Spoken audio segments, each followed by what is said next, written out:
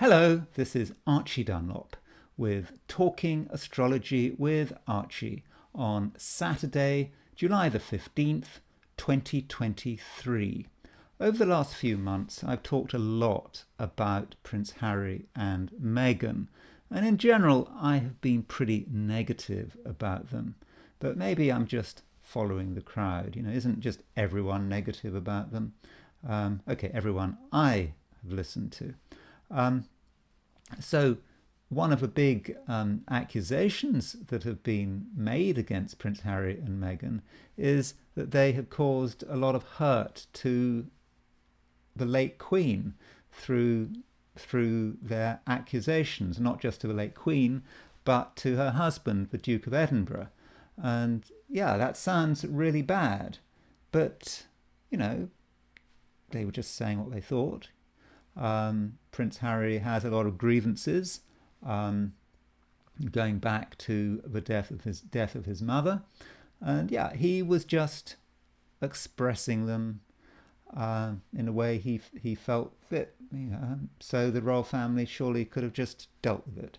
But then, if you put the whole thing in perspective, you think about Harry's uncle. So whatever hurt Harry caused to the late Queen, that must be nothing compared with the kind of hurt that Prince Andrew has caused her.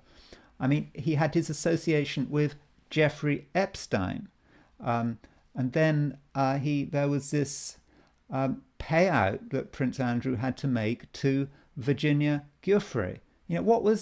What was the Queen thinking when this happened?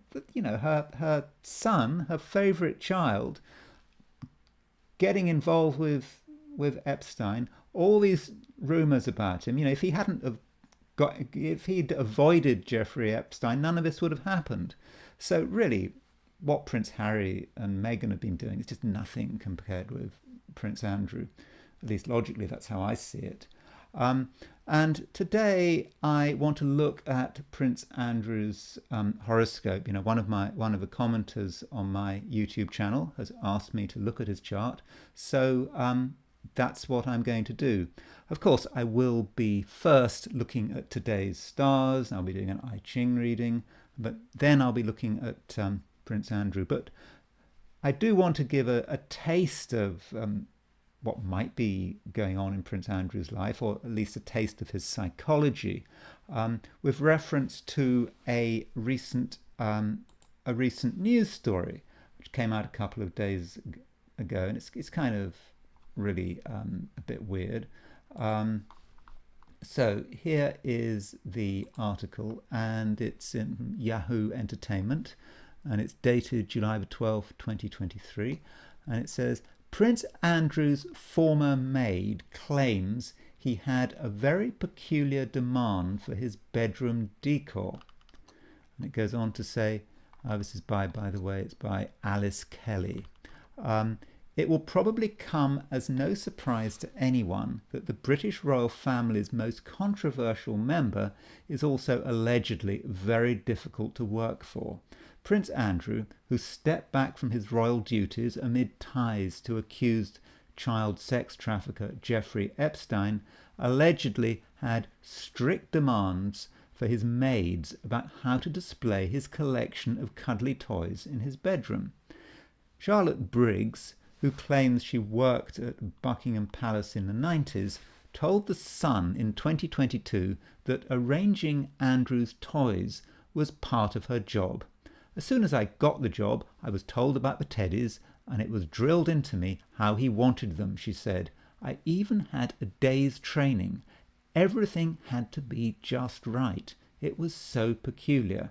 She claims the bears were collected from all over the world, and many were dressed up like sailors. So what I'm going to try to do, if it's at all possible, is to look at Prince Andrew's horoscope and come up with some astrological reason why his teddy bears and cuddly toys might be so important to him. Anyway, let's now look at today's astrology.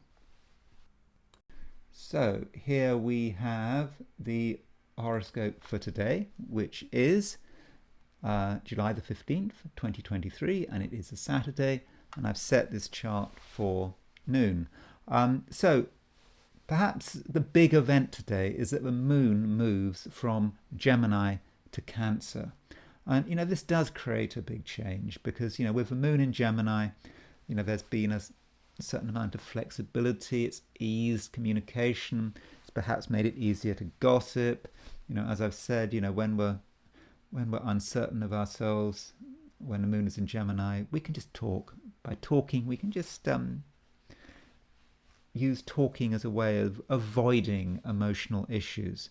But now the moon has moved into Cancer, so Cancer is a much more emotional sign.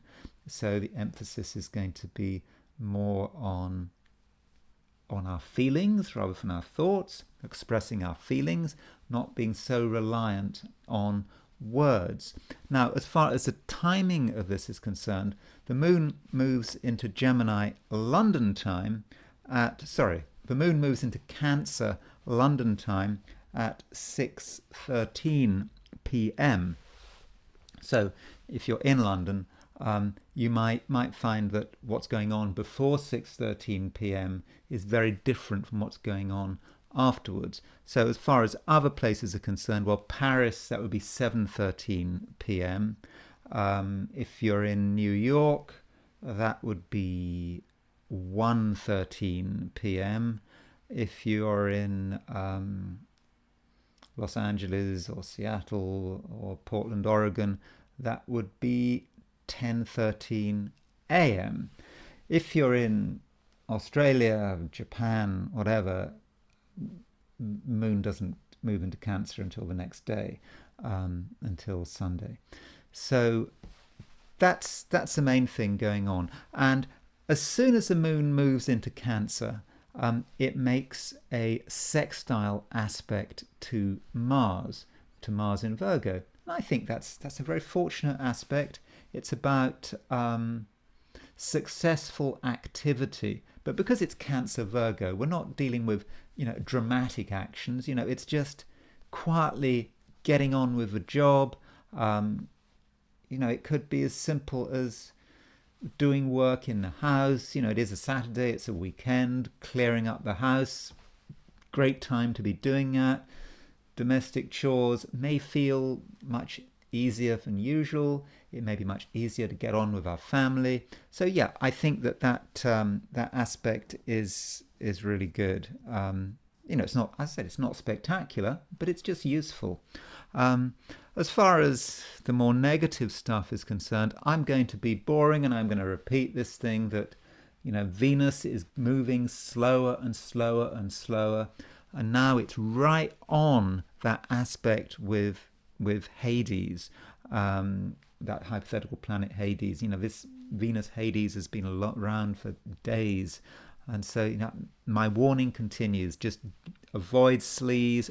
Anything remotely to do with criminality should be avoided. Don't necessarily trust people because you just don't know about what's happened, what they've done in the past, or indeed what they might do in the future. So if you see a stranger and you get bad feelings about strangers, then maybe trust your hunches and don't go for don't go chasing sleaze. It might be exciting, but it's not going to be good. So yeah, so be careful there. Be particularly careful when the Venus and Hades are actually on the Sun-Moon midpoint. Now that's quite a fast mover. So that, I think I've calculated it, that it's on the Sun-Moon midpoint. Maximum danger perhaps would be at around 1 p.m. in New York, which would be 10 a.m. in Los Angeles, or 6 p.m. in London. So yeah, so just watch out for that. Okay, so now let's look at the 12 signs. So I'm going to do my 12 sign, my forecast for the 12 signs for today, which is Saturday, July the 15th, 2023. Aries, the moon is moving to a sextile aspect of Mars. This points to a fairly busy day. There are lots of little things to do, and you want things done in a timely fashion. It won't be dramatic or exciting, but you have the energy to reach your goals. In many cases, travelling will be unnecessary, and your own home will provide the solutions. Taurus, it's a good time to tell people what you think. You're unlikely to cause offence, and I think you'll be pleasantly surprised by the overall response. Nonetheless, Venus continues to aspect the hypothetical planet Hades, so you need to choose your company carefully. Sleaze and criminality could turn up when you least expect it. So this Venus Hades thing, yeah, I think it could affect all of us, but I think it could particularly affect Taurus because Venus is the ruler of Taurus. Gemini, the moon is leaving your star sign. Perhaps your moment in the sun is passing and you need to get used to a more ordinary existence, at least for the time being. Yet, with the moon aspecting Mars, you can do some useful work in the financial field, and things connected with real estate may be fortunate. Cancer, the moon is entering your star sign, and you might feel a certain sense of relief. Things are becoming less complicated, and overall there's less aggravation. But that doesn't mean that you should be passive. The moon is making a sextile aspect to Mars, and by stating your demands in simple, non-threatening language, you can get good results. Leo, you want to be seen, you want to be taken seriously. But today, you might not get what you want.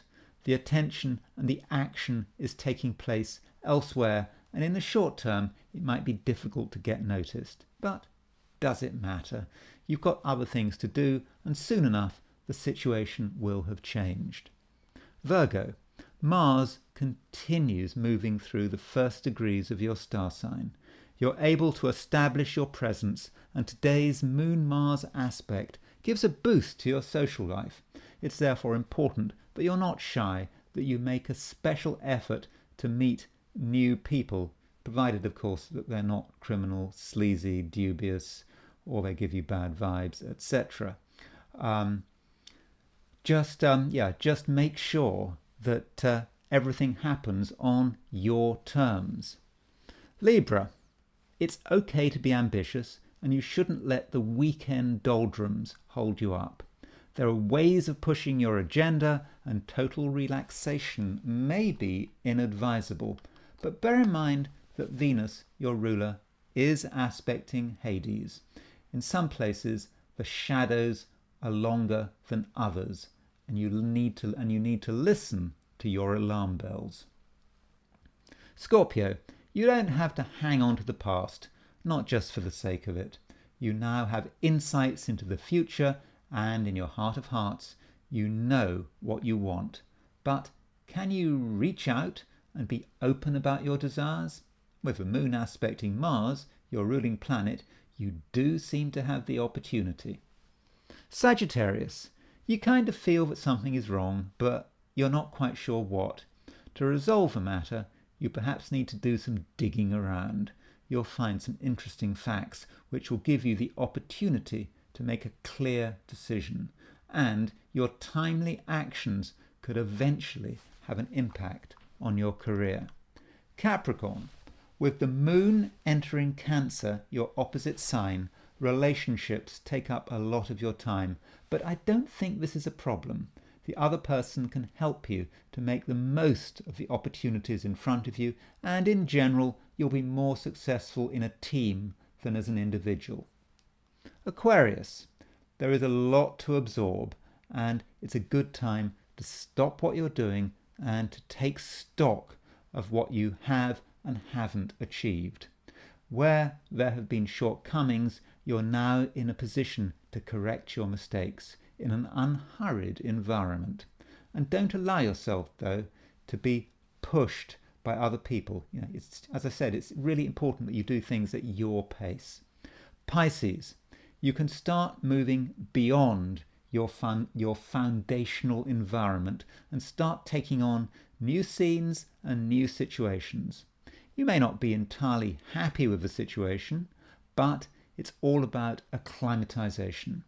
But big and bold initiatives should be avoided. It seems that you haven't got the resources to see them through to completion. So I am now going to turn to the I Ching, and as always, I threw the coins in the air. I asked the question, what is Saturday going to be like for visitors to my YouTube channel? So the first hexagram I threw was hexagram 61, Inner Truth. It's about the realization of what is true. I think if we think about it, we know what's true. It's completely obvious in our heart.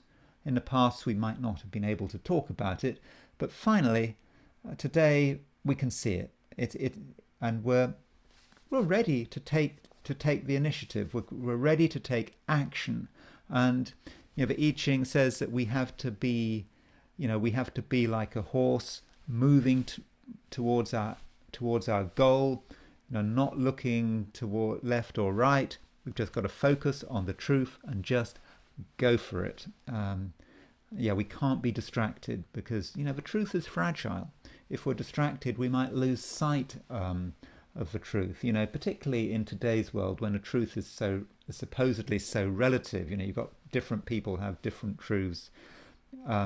That's the way we live in. So if we finally found the truth in a world where the truth is very relative, we must really hang on to this truth and just follow this truth, because that's what we need to do. And this moves. It moves to a very interesting hexagram. Hexagram number 10, treading. This is one of these hexagrams which is just so characteristic of I Ching. It has this imagery which is really amazing, and its treading relates to tigers. And so when we come across a tiger, according to the I Ching, the one thing we just must not do is tread on its tail. So it's a sleeping tiger, and we have to tiptoe around it without treading on its tail, because if we tread on its tail, it'll wake up and it'll bite us. So we're focusing on the truth. When we actually get there, we're still not out of the woods. We're dealing with a situation that is potentially dangerous if we act in the wrong way. So maybe the truth is about the world as it is, people as they are. We can now see it. We can see the reality of it. It's right in front of us. So what do? We certainly can't rush in and tread on the tail of the tiger.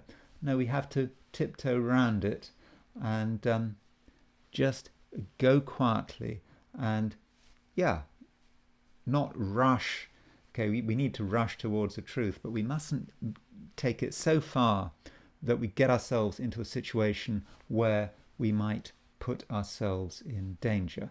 But I'm sure we're all going to be very careful, and we're not going to tread on any tigers' tails. And I hope this isn't literal, so don't be tempted to go into zoos and break into tigers' cages, because that's not going to be good. So anyway, it's now time to look at Prince Andrew's horoscope. I haven't really looked at Prince Andrew's horoscope before today, so this is going to be exciting. So here it is. Now, Prince Andrew, there's Prince Andrew, not looking very happy. And we can see that Prince Andrew is... No, that's not Prince Andrew, that's today's chart. That's Prince Andrew. There's Prince Andrew. He was born on February 19th, 1960 at 3:30 p.m. Notice his sun, 0 degrees, 0 minutes Pisces. If he had been born 5 minutes earlier, he would have been an Aquarius, or even I think 4 minutes earlier, he would have been an Aquarius. So he's, I don't like to use right on the cusp, because in astrology there's no such thing as a cusp. You're either one side or the other side. So he is a Pisces, and he's got the moon in Scorpio. So sun and the moon are in water signs. And Mercury's in Pisces as well. So he mainly functions through his feelings. He's quite an emotional person, probably quite a moody person, and he just goes with his feelings. And that is an important part of who he is. He has got some Capricorn planets. Now, normally we think of Capricorn as being quite a sensible sign, but clearly, in Prince Andrew's case, this is not the case. I believe I believe he's always had issues with money. He just spends too much money. He hasn't got enough money coming in, I don't think, in order to cover his expenses. So, and I think that might have been one reason why he had to get involved with someone like Jeffrey Epstein. So yeah, that's happening. That these Capricorn planets haven't really worked as they should have done. Now notice he's got no planets in air. Gemini empty, Aquarius empty, Libra empty. Now, Prince Andrew does not have a reputation for being very bright. Now, as I've also said, there are people who've got no air who are extremely bright, like Emmanuel Macron. Yeah, he doesn't have any traditional planets in air signs, but that's just about him being very sure of himself. But when you've got someone like Prince Andrew who's got no planets in air signs and is also not very bright, I mean that's a real disaster in my opinion. He just, you saw his interview he did after the Victoria Giuffre allegations on British TV. It was apparently a complete disaster, and he didn't even realize it was a disaster at the time. And maybe that was reflected by his lack of air. Air is about a certain sense of objectivity, being able to see for himself what he's doing, and being able perhaps to think as he's being interviewed, and having a flexibility to understand what's going on. Maybe that's one aspect of it. But yeah, I don't think he did particularly well at school. He went into the Navy, but he didn't go to university. I mean, so what? Just because you didn't go to university doesn't mean that you're not intellectual or academic. But with his case, I think this lack of air is a bit of a problem. This moon in Scorpio, that moon in Scorpio is a bad one. If you think about it, his moon is in Scorpio in both zodiacs. In his Indian horoscope, it's in Scorpio, and in his Western horoscope. If you've got a Western chart and you want to convert it to Eastern, you take away 23, 24 degrees. So his moon in his Indian chart, I think, is 2 or 3 degrees Scorpio, which is pretty much the worst part of the sky for it to be in Indian astrology. The moon might be holding on to things, being very brooding, being quite temperamental. He has a reputation, by the way, for being extremely rude. I think particularly to his staff. There's no, if you're of a royalty, you you're supposed to have this thing called noblesse oblige. Nobility means that you've got to, because you know, if you know you're a noble, you have to behave in a particularly considerate way to people who are at a lower station than you, hence noblesse oblige. He doesn't seem to have much noblesse oblige or any noblesse oblige in terms of the way he treats staff and that kind of thing. Maybe that's Moon in Scorpio. He's just so into himself and his feelings and what's an issue to him that he finds it perhaps difficult to relate to other people, even though he's got all this stuff in Pisces. But it's that emotion going kind of going inwards. Maybe talking about teddy bears. Why would someone be into teddy bears? It suggests that someone is holding on to the past. A teddy bear, stuffed animals, are symbolic of childhood. Now, there's nothing wrong, of course, with having teddy bears. I mean, lots of adults have teddy bears, and it's not pathological. It's nothing wrong with that at all. But if it's got to the stage where, if it's true, I mean, this is just an allegation, that if it has got to the stage where a maid has had to take a day's training on how to particularly lay out his teddy bears in a particular way, then that's not normal. But the teddy bears must still be important. So it's like he's hanging on to some aspect of his early childhood, I would have thought, logically, which has been taken away from him. I suppose he went to boarding schools. I mean, so what? I went to a boarding school. It messed me up, but I don't know about Prince Andrew. So that might have something to do with it. So that's a possibility. So when we're talking about Prince Andrew's chart, one other thing about Prince Andrew's chart, there's been all these, he's been known for having various females in his life. There was, that was his reputation for having I think various strings of relationships with various women over the course of his adult life. Of course, the tabloid press are always into that. And he has a Venus-Mars conjunction in Capricorn. So Venus-Mars conjunction is very much about sexuality, about him feeling a need to express his sexuality. It's perhaps maybe got out of control. Maybe if it starts to become a public association. Now, that's his chart. So what I wanted to do is I wanted to compare his chart with Jeffrey Epstein. So quickly, here is Jeffrey Epstein's horoscope.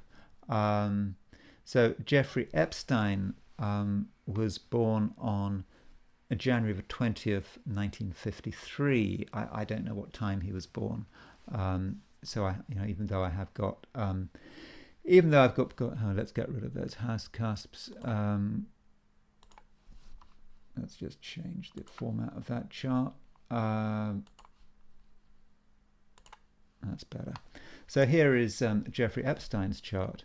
And you'll see that Jeffrey Epstein had a Venus-Mars conjunction in Pisces. And I think that in Jeffrey Epstein's chart, that was his complete obsession with sex, which of course destroyed him. That's how his Venus-Mars occurred. That's how it occurred to him. So did Jeffrey Epstein what kind of impact did he have on Prince Andrew? So let's look at that. So we've got Prince Andrew's planets in the inner wheel, and we've got Epstein's chart in the outer wheel. Notice that Epstein had the south node at around 12 Leo. So his south node was right on Prince Andrew's ascendant. So, the south node in Leo, this Epstein, if you've got south node in Leo, we don't know what house it is, but that suggests someone who should have been moving away from an obsession with themselves, and somehow Prince Andrew got caught up with it. So that's one aspect of it. We can see that here is Epstein's Venus-Mars conjunction, and it is right on Andrew's Mercury in Pisces. Mercury it's not very well placed in Pisces, all things being equal, because Mercury is supposed to be a logical, intellectual sign, and in Pisces it's kind of all over the place. And so that Venus-Mars, which is not just about sexuality, it's about charisma. So Epstein's charisma really hit Prince Andrew's Mercury and so in terms of communication, Epstein was really perhaps able to control him through that. And notice also Epstein's Jupiter at around 11 Taurus was hitting his ascendant. So Epstein has a north node, south node, square Jupiter, and this was hitting Prince Andrew's ascendant. So perhaps this was a way in which Epstein could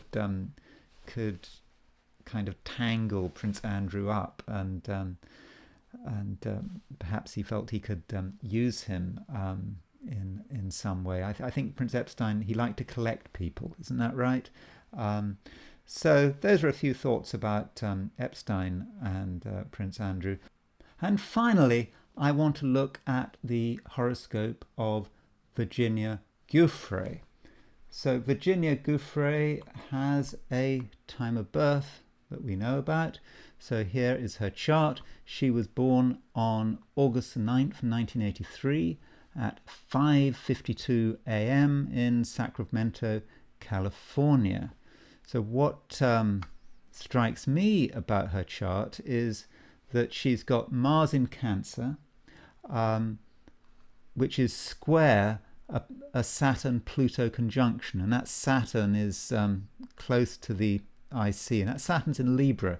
Saturn's quite strong in Libra, it's exalted in Libra, and so Mars square Saturn-Pluto could represent a lot of anger, not someone who's just gonna just go away.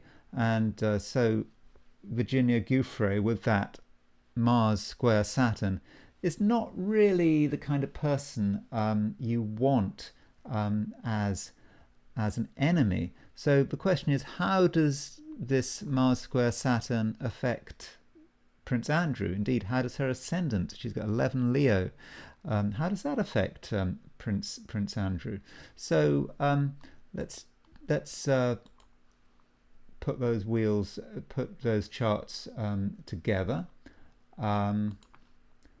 and see what we can find. So this is really quite amazing, because Prince Andrew's got his ascendant at 1133 Leo, and Virginia Giuffre's ascendant is at 1102 Leo. So they've got almost exactly the same ascendant, both 11 Leo. So there's something really tying them together there.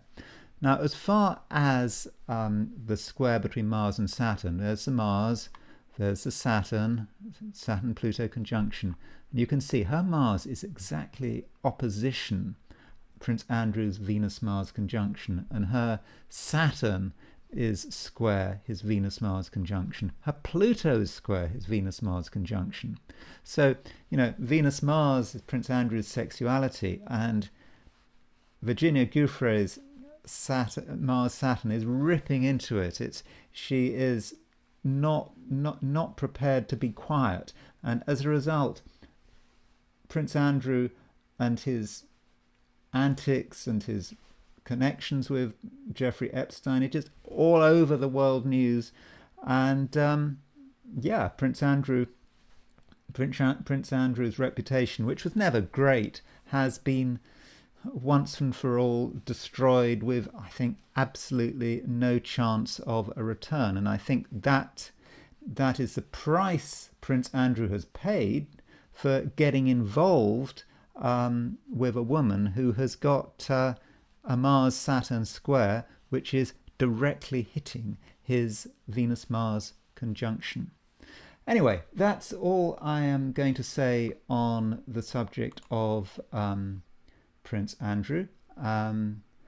I hope you found it interesting, and I will talk to you tomorrow.